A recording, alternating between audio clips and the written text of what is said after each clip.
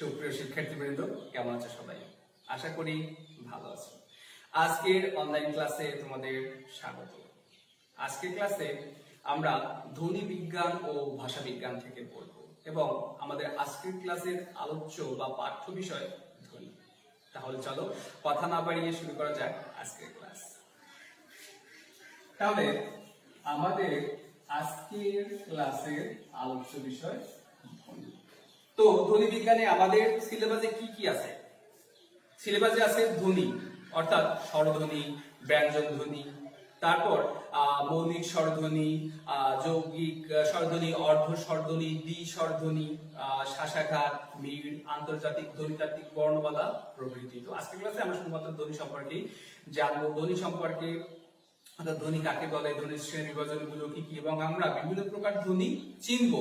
আর পরবর্তী ক্লাসে আমরা ধ্বনি সম্পর্কে আরো বিশদে জানবো। তো প্রথমে আমরা জানবো যে ধ্বনি কাকে বলে। আসলে ধ্বনি সে কি? ধ্বনি ভাষার যে ক্ষুদ্রতম একক, সেই ক্ষুদ্রতম একক কি হচ্ছে ধ্বনি, অর্থাৎ বাকযন্ত্রের সাহায্যে উচ্চারিত অর্থবহ আওয়াজ বা শব্দকে ধ্বনি বলে। তাহলে ভালোভাবে খেয়াল করো, কি বললাম যে বাক যন্ত্রের সাহায্যে উচ্চারিত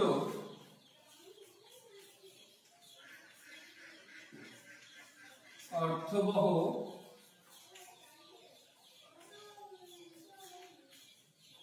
আওয়াজ বা শব্দকে ধ্বনি বলে। অর্থাৎ বাকযন্ত্রের সাহায্যে যে উচ্চারিত যে আওয়াজ বা যে শব্দ, তাকে আমরা কি বলি? তাকে বলি ধ্বনি। এবার তোমাদের মনে প্রশ্ন আসতে পারে যে বাকযন্ত্র সে কি? বাকযন্ত্র সে কি? অর্থাৎ ধ্বনি সৃষ্টিতে যে সমস্ত প্রত্যঙ্গ কাজ করে তাকে কিন্তু হচ্ছে বাকযন্ত্র বলে, যেমন জিহ্বা, দাঁত, তালু, কণ্ঠ, তাই না? অর্থাৎ মুখবিবর এর যে সমস্ত অঙ্গ প্রত্যঙ্গ গুলো আছে যেগুলো ধ্বনি উচ্চারণে সাহায্য করে সেগুলোকে কি বলে? সেগুলোকে বলে বাকযন্ত্র। অর্থাৎ কি হয়, ফুসফুস তাড়িত বাতাস বাকযন্ত্রের মাধ্যমে কিন্তু বেরিয়ে আসে, বেরিয়ে এসে কোনো যে ধ্বনি বা যে শব্দ বা যে আওয়াজ করে সেটাই হচ্ছে কি হয়, সেটা হচ্ছে ধ্বনি, তাই না?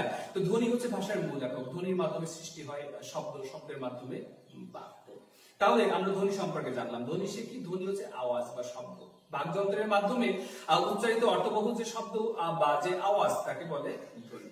তো ধ্বনি মূলত দুই প্রকার। দুই প্রকাশে কি আছে? স্বরধ্বনি এবং ব্যঞ্জন ধ্বনি। তাহলে ভালোভাবে খেয়াল করো, ধ্বনি দুই প্রকার।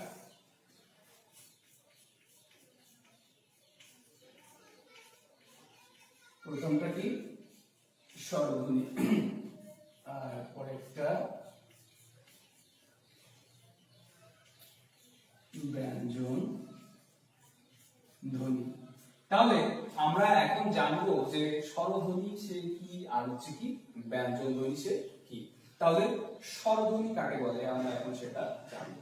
যে সমস্ত ধ্বনি উচ্চারণের সময় বাকযন্ত্রের কোথাও কোনো বাধা প্রাপ্ত হয় না, বা ফুসফুসকারিত বাতাস বেরিয়ে আসার সময় বাকযন্ত্রের কোথাও কোনো বাধা বা ঘর্ষণ না পেয়ে উচ্চারিত হয় যে ধ্বনিগুলো, তাকে বলে স্বরধ্বনি। আর ফুসফুসকারিত বাতাস বাকযন্ত্রের বিভিন্ন জায়গায় বাধাপ্রাপ্ত হয়ে বা ঘর্ষণ খেয়ে উচ্চারিত হয় যে ধ্বনিগুলো, তাকে বলে ব্যঞ্জন ধ্বনি। অর্থাৎ স্বরধ্বনিগুলো উচ্চারণের সময় কোথাও কোনো বাধাপ্রাপ্ত হয় না, আর ব্যঞ্জন ধ্বনিগুলো উচ্চারণের সময় বাধাপ্রাপ্ত হয়। সেটা কণ্ঠ, তালু, মূর্ধা, তারপরে কি দাঁত, ঠোঁট, জিভ প্রভৃতি জায়গায় কিন্তু সেগুলো হচ্ছে ঘর্ষণ খায় বা প্রভৃতি জায়গায় কিন্তু বাধা পায়। তাহলে খেয়াল করো, যে ধ্বনিগুলো উচ্চারণের সময় ফুসফুস তাড়িত বাতাস কোথাও কোনো বাধাপ্রাপ্ত হয় না তাকে বলে স্বরধ্বনি। আর ফুসফুস তাড়িত বাতাস বেরিয়ে আসতে বিভিন্ন জায়গায় বাধাপ্রাপ্ত হয় যে ধ্বনিগুলো উচ্চারণের সময়, সেগুলো কি? সেগুলো ব্যঞ্জন ধ্বনি। তো আমরা দেখো, ধ্বনি এবং বর্ণ এই দুটো ভিতরে হচ্ছে পার্থক্যটা কি? ধ্বনি অর্থাৎ ফুসফুস তাড়িত বাতাস বাকযন্ত্রের মাধ্যমে বেরিয়ে মানে যে অর্থবহ আওয়াজ বা শব্দ করে সেগুলো কি, সেগুলো হচ্ছে ধ্বনি। তো ধ্বনি প্রকাশক যে সাংকেতিক চিহ্নগুলো আছে সেই সাংকেতিক চিহ্নকে বলা হয় বর্ণ। ভালোভাবে খেয়াল করো, অ আমরা জানি একটা স্বরধ্বনি, তাই না? সেই অটাকে যখন আমি প্রকাশ করছি কোন একটা সাংকেতিক চিহ্নের মাধ্যমে লিখছি, তখন সেটাকে কি বলা হয়? বর্ণ। অর্থাৎ ধ্বনি প্রকাশের সাংকেতিক চিহ্নকে বলা হয় বর্ণ। তাহলে দেখো স্বরধ্বনি সম্পর্কে কি বলেছি, যে যে ধ্বনিগুলো উচ্চারণের সময় মুখবিবরের কোথাও কোনো বাধাপ্রাপ্ত হয় না, তখন সেটা কি, সেটা হচ্ছে স্বরধ্বনি। তো স্বরধ্বনি আমরা সবাই জানি যে স্বরধ্বনি কয়টা? স্বরধ্বনি 11টা। রস্বই, দীর্ঘই, রস্ব, দীর্ঘ, রি, এ, ওই, ও, ও। তাহলে দেখো এগুলো কি, এগুলো সব হচ্ছে স্বরধ্বনি। অর্থাৎ এই ধ্বনিগুলো উচ্চারণের সময় ফুসফুসতারিত বাতাস মুখবিভাগের কোথাও কোনো বাধাপ্রাপ্ত হয় না। আরো একটু অন্যভাবে বলি যে স্বরধ্বনিগুলো অন্য কোনো ধ্বনির সাহায্য ছাড়াই উচ্চারিত হয়, কিন্তু ব্যঞ্জন ধ্বনিগুলো কি হয়, ব্যঞ্জন ধ্বনি উচ্চারণ করতে গেলে অবশ্যই স্বরধ্বনির সাহায্যের প্রয়োজন হয়। তাহলে দেখো, তাহলে যে ধ্বনি অন্য কোনো ধ্বনির সাহায্য ছাড়াই উচ্চারিত হতে পারে সেগুলো কি, সেগুলো হচ্ছে স্বরধ্বনি। তো আমাদের আলোচ্য বিষয় বা আমাদের সিলেবাসে কি কি আছে, যে মৌলিক স্বরধ্বনি, তারপরে হচ্ছে অর্ধ স্বরধ্বনি, দ্বি স্বরধ্বনি বা যৌগিক স্বরধ্বনি, এগুলো হচ্ছে কি আমাদের আলোচ্য বিষয়। তো আজকের ক্লাসে আমি সংক্ষেপে তোমাদেরকে হচ্ছে জানাবো, সংক্ষেপে বলবো যে কোনটা কোন ধ্বনি, আর একটু সংক্ষেপে বলবো। পরবর্তী ক্লাসগুলোতে আমরা বিস্তারিত বিষয়ে হচ্ছে জানবো।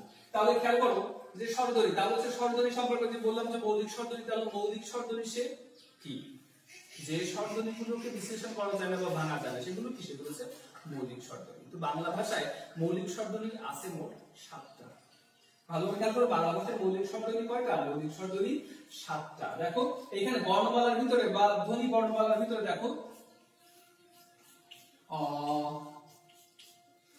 আ, রস্বই, রস্বউ, এ, ও, 1 2 3 4 5 6, এবং এছাড়াও আরো একটা ধ্বনি আছে মৌলিক স্বরধ্বনি, সেটা হচ্ছে 1। এইগুলোকে কি বলে? এইগুলো হচ্ছে মৌলিক স্বরধ্বনি। মৌলিক স্বরধ্বনি। তাহলে যৌগিক স্বরধ্বনি সে কোনগুলো? দেখো মৌলিক স্বরধ্বনি যেগুলোকে ভাঙা যায় না বা বিশ্লেষণ করা যায় না, যেগুলো মূল, সেগুলো কি, সেগুলো হচ্ছে মৌলিক স্বরধ্বনি। বর্ণমালাতে 6টা, এবং হচ্ছে তাছাড়া আরো একটা ধ্বনি আছে, মোট হচ্ছে কি মৌলিক স্বরধ্বনি 7টা। আর যৌগিক স্বরধ্বনি কাকে বলে? দুটো মৌলিক স্বরধ্বনি যুক্ত হয়ে যখন একটা স্বরে পরিণত হয় তখন তাকে যৌগিক স্বর বা তখন তাকে দ্বিস্বর ধ্বনি বলে। তাহলে ভালোভাবে হচ্ছে খেয়াল করো যে দুটো মৌলিক স্বরধ্বনি যখন যুক্ত হয় বা দুটো ধ্বনি মিলে যখন একটা ধ্বনিতে পরিণত হয় তখন তাকে যৌগিক স্বর বলে। বাংলা বর্ণমালা যেমন মৌলিক স্বর ধ্বনি আছে 7টা, সেরকম ভাবে যৌগিক স্বর ধ্বনি বা দ্বিস্বর ধ্বনি আছে মোট 25টা। তো দেখো বর্ণমালার ভিতরে আছে 2টা, বর্ণমালার ভিতরে 2টা কি, ওই এবং ও। তাহলে দেখো এখানে ওই, ওইটাকে যদি আমি বিশ্লেষণ করি তাহলে কি হয়? অ যোগ রস্বই সমান কি হচ্ছে? ওই। সেরকম ভাবে ওটাকে যদি বলি তাহলে কি হয়? অ যোগ রস্ব উ। তো এরকম ভাবে বাংলা বর্ণমালায়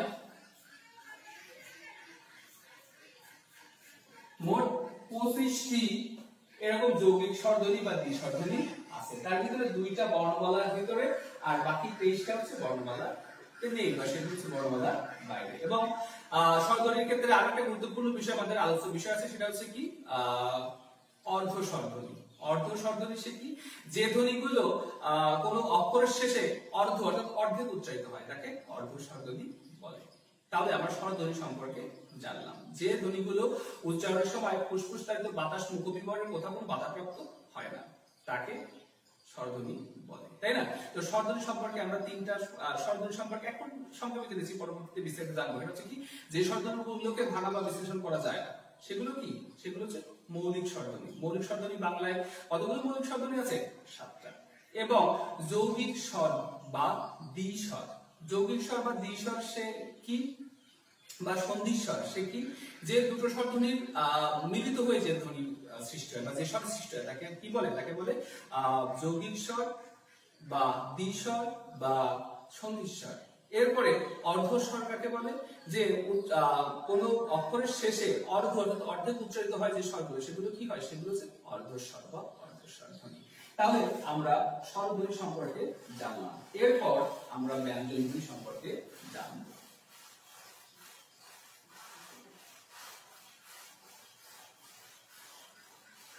তাহলে দেখো আমরা কি জেনেছি যে বাংলা বর্ণমালায় কয়টা আছে স্বরধ্বনি? কয়টা আছে স্বরধ্বনি? 11টা, তাই না?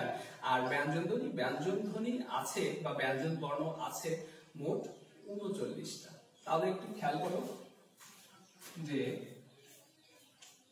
ক, খ, গ, ঘ, ঙ, চ, ছ, বর্গীয় জ, ঝ, ইয়, ট, ঠ, ড, ঢ, মূর্ধন্য ণ, ত, থ, দ, ধ, দন্ত ন, প, ফ, ব, ভ, ম, অন্তর্জ, র, ল, তালব্য শ, মূর্ধন্য ষ, দন্ত স, হ, র, র, অন্তস্থ অ, খণ্ডত, অনুস্বর, বিসর্গ এবং চন্দ্রবিন্দু। তাহলে দেখো বাংলা ধ্বনি বা বর্ণমালায় কয়টা আছে? মোট 39টা ব্যঞ্জন ধ্বনি বা ব্যঞ্জন বর্ণ। তো ব্যঞ্জন ধ্বনি কাকে বলে? যে ধ্বনি উচ্চারণের সময় ফুসফুসতায়িত বাতাস মুখবিবরের কোথাও না কোথাও বাধাপ্রাপ্ত হয় তাকে ব্যঞ্জন ধ্বনি বলে, তাই না? তো ব্যঞ্জন ধ্বনি উচ্চারণের সময় ব্যঞ্জন ধ্বনি কি হয়? ব্যঞ্জন ধ্বনি উচ্চারণের সময় কিন্তু অবশ্যই স্বরধ্বনির সাহায্যের প্রয়োজন হয়। তো স্বরধ্বনি ছাড়া কিন্তু সে ব্যঞ্জন ধ্বনি উচ্চারিত হতে পারে না। তাহলে খেয়াল করো এই যে ধ্বনিগুলো, এই ধ্বনিগুলোর যে পরিচয়, রূপতাত্ত্বিক যে পরিচয়, সেগুলো আমি সংক্ষেপে তোমাদেরকে বলবো, পরবর্তীতে আমরা বিশদে জানবো। তো দেখো এখানে প্রথমেই আমরা জানবো স্পর্শ ধ্বনি সম্পর্কে। স্পর্শ ধ্বনি কাকে বলে? যে ধ্বনিগুলো উচ্চারণের সময় কণ্ঠ, তালু, মূর্ধা, দন্ত, ওষ্ঠ প্রভৃতি জায়গায় ঘর্ষণ প্রাপ্ত হয় বা স্পর্শ করে যে ধ্বনিগুলো উচ্চারিত হয় তাকে স্পর্শ ধ্বনি বলে। তাহলে ভালোভাবে খেয়াল করে, স্পর্শ ধ্বনি বা স্পর্শ বর্ণ সে কোনগুলো? যে ফুসফুস তাড়িত বাতাস মুখবিবর দিয়ে বেরিয়ে আসতে কণ্ঠ, তালু, মূর্ধা, দন্ত, ওষ্ঠ প্রভৃতি জায়গায় স্পর্শ করে যে ধ্বনিগুলো উচ্চারিত হয় তাকে বলে স্পর্শ ধ্বনি। তাহলে খেয়াল করো এখানে ক থেকে শুরু করে ম পর্যন্ত এখানে যে 25টি বর্ণ আছে বা 25টি ধ্বনি, এই 25টি ধ্বনিকে বলে স্পর্শ ধ্বনি। ভালোভাবে খেয়াল করো, তাহলে এই 25টি ধ্বনিকে কি বলে? এই 25টি ধ্বনিকে বলে স্পর্শ ধ্বনি। তো এই 25টি বর্ণকে আবার বর্গীয় ধ্বনি বা বর্গীয় বর্ণ বলা হয় এবং প্রত্যেকটা দেখো বর্গের প্রথম যে ধ্বনিটা সেই ধ্বনি অনুসারে কিন্তু এগুলোর নামকরণ হয়। যেমন এটা ক বর্গীয়, এটা চ বর্গীয়, এটা ট বর্গীয়, এটা ত বর্গীয়, এটা হচ্ছে প বর্গীয় ধ্বনি। বুঝতে পারছো তো? তাহলে এই যে 25টি বর্ণকে কি বলে? 25টি ধ্বনি বা বর্ণকে বলে স্পর্শ ধ্বনি। তো এইবার উচ্চারণ স্থান অনুসারে এবং উচ্চারণ রীতি অনুসারে এই ধ্বনিগুলোর কিন্তু বিভিন্ন নাম আছে। সেই রূপতাত্ত্বিক যে নামগুলো আছে সেই নামগুলো আমরা এখন জানবো, কোনটা কোন ধ্বনি সেটা হচ্ছে আমরা এখন জানবো। তো দেখো প্রথমেই হচ্ছে আমি বলবো যে এই ক থেকে ক, খ, গ, ঘ, ঙ। তাহলে খেয়াল করো যে আসলে এগুলো উচ্চারণ স্থান অনুসারে এগুলো হচ্ছে নাম কি। দেখো জিহ্বার গোড়া এবং কোমল তালুর সংস্পর্শে যে ধ্বনিগুলো উচ্চারিত হয়, জিহ্বার গোড়া এবং কোমল তালুর সংস্পর্শে যে ধ্বনিগুলো উচ্চারিত হয় তাকে কণ্ঠ বা জিহ্বা মূলীয় ধ্বনি বলে। তাহলে এইগুলো ক, খ, গ, ঘ, ঙ এগুলো হচ্ছে কি কণ্ঠ বা জিহ্বা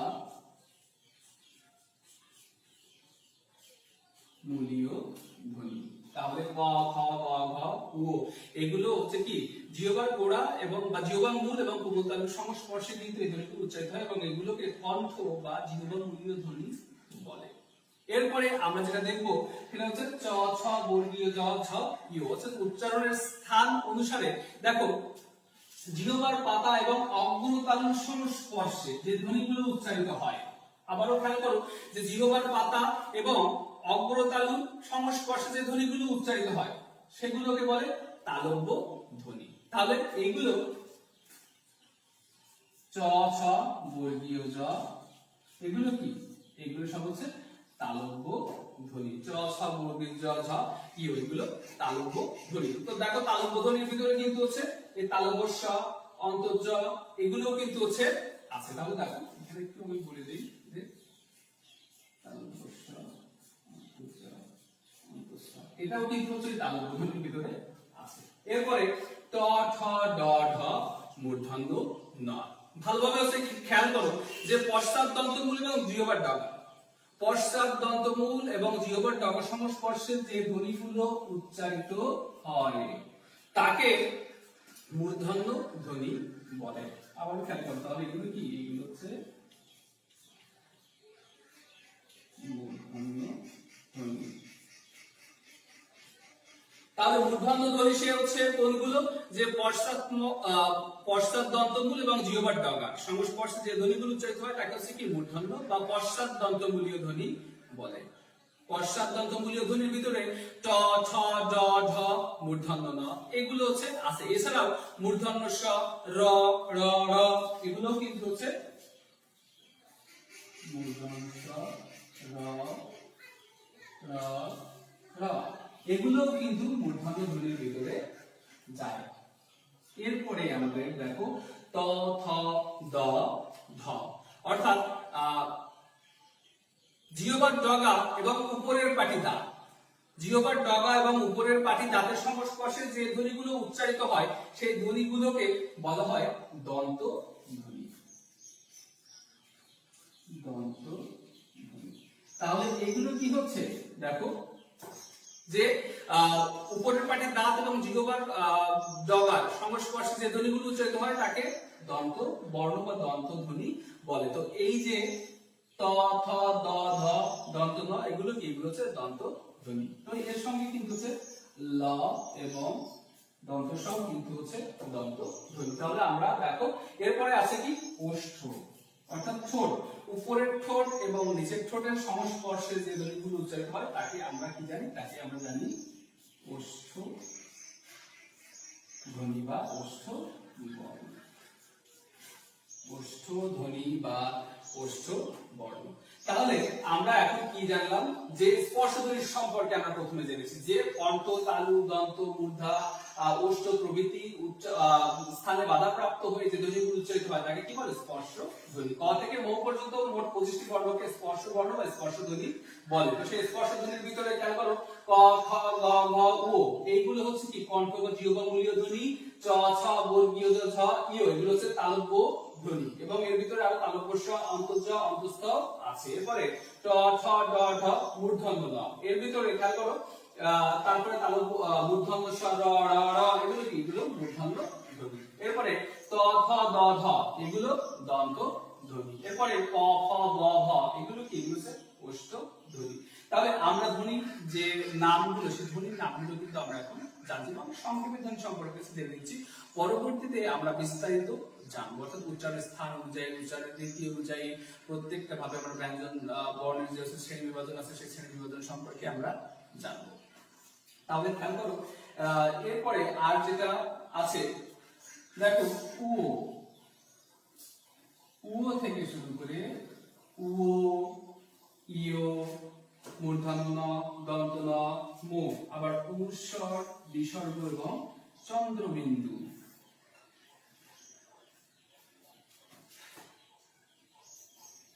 এগুলোকে বলে নাসিক্য বা অনুনাসিক ধ্বনি। তাহলে ভালোভাবে খেয়াল করো উ, ইয়, মূর্ধন্য ন, দন্ত ন, মো, অনুস্বর, বিসর্গ, চন্দ্রবিন্দু এগুলো হচ্ছে কি নাসিক্য বা অনুনাসিক ধ্বনি। তো নাসিক বা অনুনাসিক ধ্বনি সে কি? যে ধ্বনিগুলো উচ্চারণের সময় ফুসফুস তারিত বাতাস শুধুমাত্র মুখ দিয়ে না, নাক দিয়েও বেরোয় এবং শীষ বা উষ্ণ উচ্চারিত হয়, সেগুলোকে কি বলে? সেগুলোকে নাসিক বা অনুনাসিক বা উষ্ণ ধ্বনি বলে, তাই না? তাহলে ভালোভাবে খেয়াল করো, ও, ইয়, মূর্ধন্য ন, দন্ত ন, মু, অনুস্বার, বিসর্গ, চন্দ্রবিন্দু এগুলো উচ্চারণের সময় শ্বাস বায়ু শুধুমাত্র মুখ দিয়ে নয়, নাক দিয়েও কিন্তু বেরিয়ে যায়। এই কারণে এগুলোকে উষ্ণ, নাসিক বা অনুনাসিক ধ্বনি বলে। এরপরে আমরা জানবো, দেখো, অন্তর্জ র ল। এরপরে আমরা জানবো অন্তঃস্থ ধ্বনি সম্পর্কে। অন্তঃস্থ ধ্বনি, তাহলে অন্তঃস্থ ধ্বনি কাকে বলে? স্পর্শ ধ্বনির অন্তে স্থিত বর্ণ বা ধ্বনিগুলোকেই অন্তঃস্থ ধ্বনি বলে।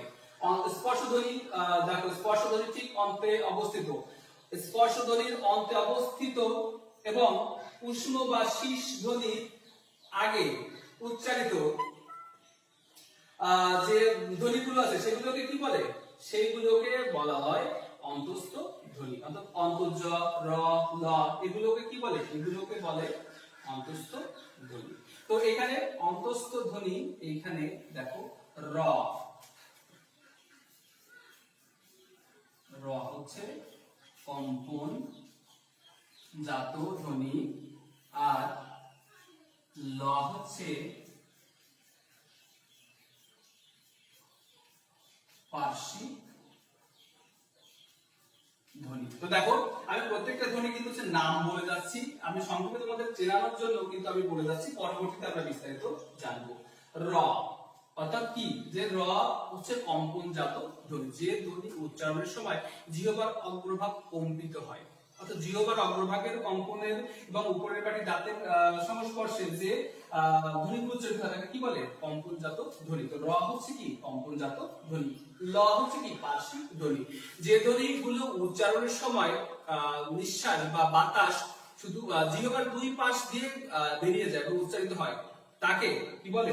তাকে বলে পার্শ্বিক ধ্বনি। অর্থাৎ ল উচ্চারণের সময় বাতাস কি হয়? শুধুমাত্র মানে জিহ্বার দুই পাশ দিয়ে বাতাসটা বেরোয় বলে এটাকে কি বলে? পার্শ্বিক ধ্বনি। এরপরে দেখো তালব্য স, মূর্ধন্য স, দন্ত স, হ এগুলোকে বলে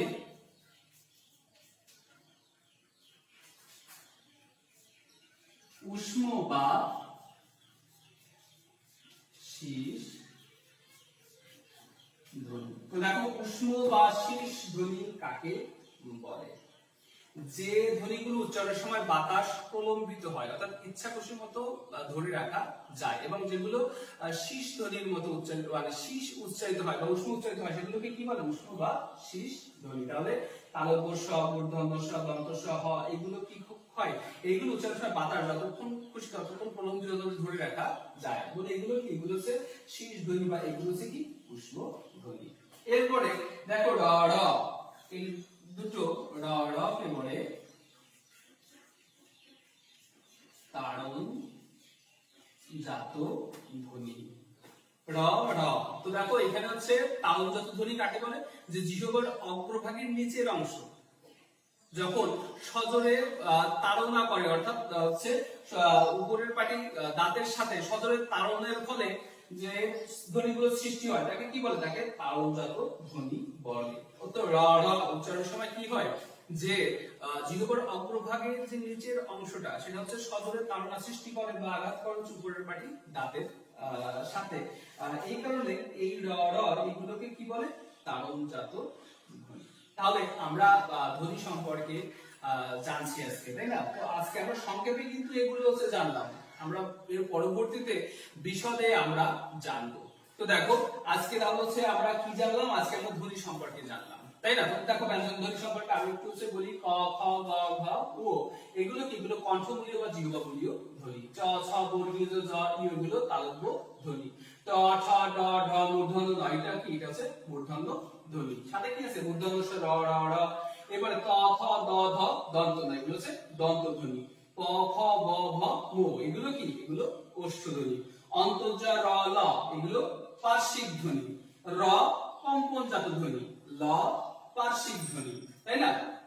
এরপরে তালব্য স, মূর্ধন্য স, দন্ত স, হ, এগুলো উষ্ম বা শীষ ধ্বনি। এরপরে দেখো ও, ইয়, মূর্ধন্য ন, দন্ত ন, মো, অনুস্বর, বিসর্গ, চন্দ্রবিন্দু, এগুলো কি? এগুলো সব হচ্ছে নাসিক্য বা অনুনাসিক ধ্বনি। এরপরে র, র, এগুলো কি? এগুলো হচ্ছে তালজাত ধ্বনি। তাহলে আমরা ধ্বনি সম্পর্কে যে সাধারণ যে আলোচনা এবং ধ্বনি গুলো আমরা চিনলাম যে আসলে কোনটা কোন ধ্বনি, সেটা হচ্ছে আমরা জানলাম, এবং আমরা উচ্চারণ স্থান অনুসারে কিন্তু আমরা জেনেছি যে কোনটা কিভাবে উচ্চারিত হয়, সেটাও কিন্তু হচ্ছে আমরা সংক্ষেপে জেনেছি। তো এছাড়াও আরো একটু বাদ রয়ে গেছে, সেটা হচ্ছে কি যে বাকযন্ত্র। বাকযন্ত্র কাকে বলে? যে ধ্বনি উচ্চারণের সময় যে যে যন্ত্রগুলো বা যে যে প্রত্যঙ্গগুলো সক্রিয় থাকে বা কাজ করে সেগুলোকে কি বলে? সেগুলোকে বলে বাকযন্ত্র। তো বাকযন্ত্রের ভিতরে স্বরতন্ত্রী হচ্ছে অন্যতম।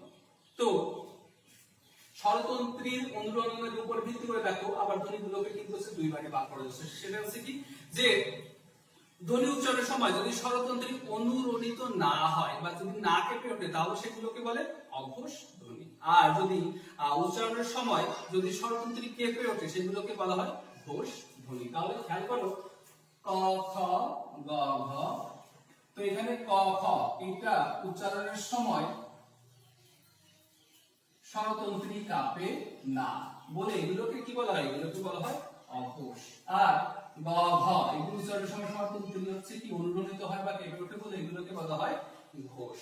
আবার একটু অন্যভাবে খেয়াল করো, যে সমস্ত ধ্বনিগুলো উচ্চারণের সময় বাতাসের স্বল্পতা থাকে সেগুলোকে বলা হয় অল্পপ্রাণ, এবং যে ধ্বনিগুলো উচ্চারণের সময় বাতাসের যে দীর্ঘতা থাকে বা চাপের আধিক্য বেশি থাকে তাকে বলে মহাপ্রাণ। তো সেইভাবে ক এবং গ এটা অল্প প্রাণ, খ এবং ঘ এটা মহাপ্রাণ। অর্থাৎ ভালোভাবে খেয়াল করো, যে ধ্বনিগুলো উচ্চারণের সময় বাতাসের স্বল্পতা থাকে তাকে বলে কি অল্প প্রাণ, এবং যে ধ্বনিগুলো উচ্চারণের সময় বাতাসের আধিক্য থাকে বা চাপের আধিক্য থাকে তাকে বলে হচ্ছে মহাপ্রাণ ধ্বনি। তাহলে আমার আজকে ধ্বনি সম্পর্কে জানলাম। তো দেখো এখন আমি যে কোনো একটা ধ্বনি সম্পর্কে তোমাদেরকে বলবো যে ক, এর যে ধ্বনিতাত্ত্বিক পরিচয় কি? তাহলে ক ধ্বনিতাত্ত্বিক পরিচয়, ক এর ধ্বনিতাত্ত্বিক পরিচয় কি? কটা হচ্ছে কি কণ্ঠ বা জিহ্বামূলীয় ধ্বনি, এবং সেটা হচ্ছে একটা কি অঘোষ ধ্বনি, এবং সেটা হচ্ছে কি একটা অল্পপ্রাণ ধ্বনি। তাহলে ক এর ধ্বনিতাত্ত্বিক পরিচয় কি? কণ্ঠ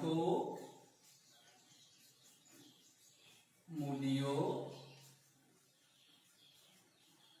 অঘোষ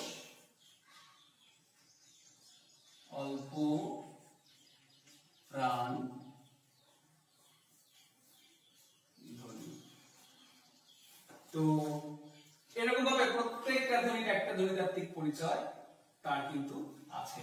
তো আশা করি তোমরা আজকের ক্লাসটা বুঝতে পারছো। আজকের ক্লাসের আলোচ্য বিষয় কি ছিল? আজকের ক্লাসের আলোচ্য বিষয় ছিল ধ্বনি, অর্থাৎ ধ্বনি কি, ধ্বনির শ্রেণী বিভাজনগুলো, এবং যে ধ্বনিগুলো সেই ধ্বনিগুলো আমরা চিনলাম, তাই না? ধ্বনি বর্ণমালা সম্পর্কে আজকে আমরা একটা ধারণা লাভ করলাম। তো দেখো পরবর্তী ক্লাসগুলোতে এইগুলোই আমরা বিশদে জানবো। কি কি জানবো আমরা বিশদে? যে স্বরধ্বনি সম্পর্কে বিশদে জানবো, তারপর হচ্ছে কি অর্ধ স্বরধ্বনি সম্পর্কে, মৌলিক স্বরধ্বনি সম্পর্কে, তারপরে দ্বি স্বর ধ্বনি সম্পর্কে আমরা জানবো, ব্যঞ্জন ধ্বনি সম্পর্কে জানবো, তাই না?